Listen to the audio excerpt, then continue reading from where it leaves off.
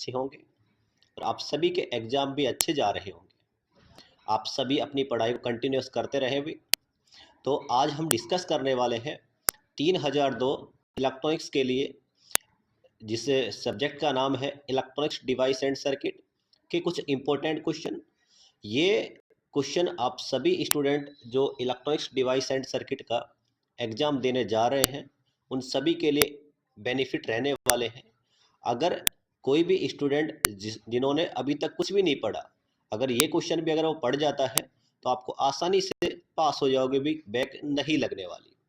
तो स्टार्ट करते हैं भी। फर्स्ट क्वेश्चन हमारा, पहला ही क्वेश्चन आपका भी, एक्सप्लेन द इंट्रिंसिक व एक्सट्रिंसिक सेमीकंडक्टर। इसका मतलब क्या है भी? शुद्ध अर्धचालक व अशुद्ध अर्धचालक को समझाइए। उसके बाद देखिए भी सेकंड क्वेश्चन आपका, पीएन जंक्शन डायोड को समझाइए। देखो इंट्रिंसिक व एक्सट्रिंसिक का मतलब क्या होता है भी? शुद्ध अर्धचालक व अशुद्ध अर्धचालक को समझाइए। इंपॉर्टेंट क्वेश्चन बनने वाला है। शुद्ध अर्धचालक पूछेगा या फिर आपसे अशुद्ध अर्धचालक पूछेगा। अब अशुद्ध अर्धचालक भी दो प्रकार के होते हैं, पी टाइप और एन टाइप, तो आप सभी को अच्छे से पढ़ के जाना है भी। अब अगला क्वेश्चन आपके पास, पी एन जंक्शन डायोड क्या होता है? फॉरवर्ड बाइस और रिवर्स बाइस की देखो कैरेक्टरिस्टिक कुछ ऐसी बनती है, उनको तो आपको पढ़ के ही जाना है। कुछ ऐसी कैरेक्टरिस्टिक बनती है, उन दोनों को आपको पढ़ के जाना है। उसके बाद अगला आपको नेक्स्ट क्वेश्चन पढ़ के जाना है, डायोड रेक्टिफायर।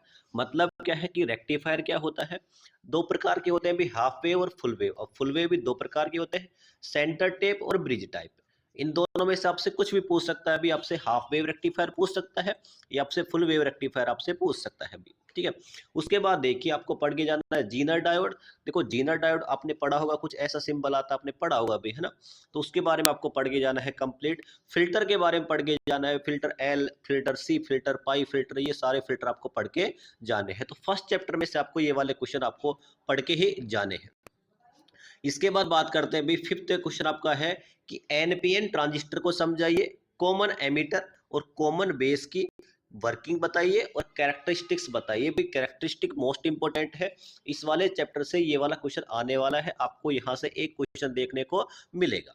उसके बाद देखिए हाई फ्रीक्वेंसी बीजेटी मॉडल को समझाइए। तो देखो हाई फ्रीक्वेंसी बीजेटी मॉडल भी इतना नहीं है कि 2 या 3 नंबर में आएगा, अगर आएगा तो आप पढ़ के जाना आपको। उसके बाद देखो एम्पलीफायर, तो एम्पलीफायर बहुत सारे होते हैं, वो आपको सारे को पढ़ के जाने, जैसे क्लास ए क्लास बी वाले सारे आपको पढ़ के जाने हैं। ठीक है।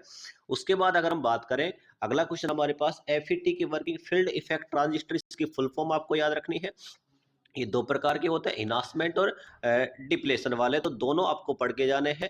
लेकिन अगर ज़्यादा इंपॉर्टेंट अगर मैं बात करूं तो आपको एन मोसफेट तो पढ़ के ही जाना है भी, है ना? तो इसको तो आपको याद ही रखना है। ठीक है।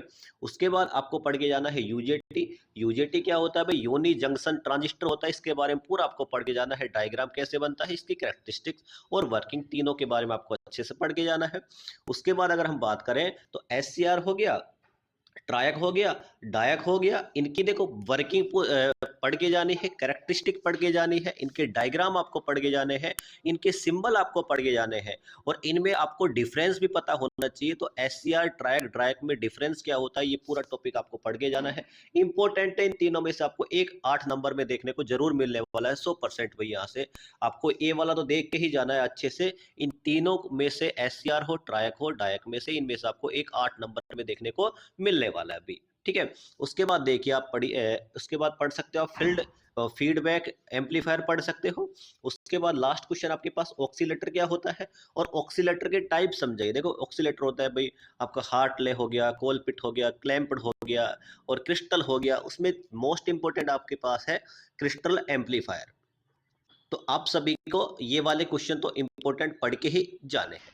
तो भाई ये क्वेश्चन आपको 12 क्वेश्चन मैंने बताए, अगर कोई भी स्टूडेंट इनमें से 10 क्वेश्चन भी पढ़ जाता है ना, तो आपको किसी को बैक नहीं लगने वाली, आपको अच्छे नंबर आने वाले हैं। अब बात करता हूं इनकी पीडीएफ वगैरह कहाँ मिलेगी। तो देखो आपको इस वीडियो के नीचे लिंक मिलेगा टेलीग्राम का। आपको जो पीडीएफ वगैरह है, भविष्य में आने वाली क्लासों का नोटिफिकेशन और पीडीएफ वगैरह आपको टेलीग्राम से ही मिलने वाली है। तो आप टेलीग्राम पे जरूर ज्वाइन हो जाए।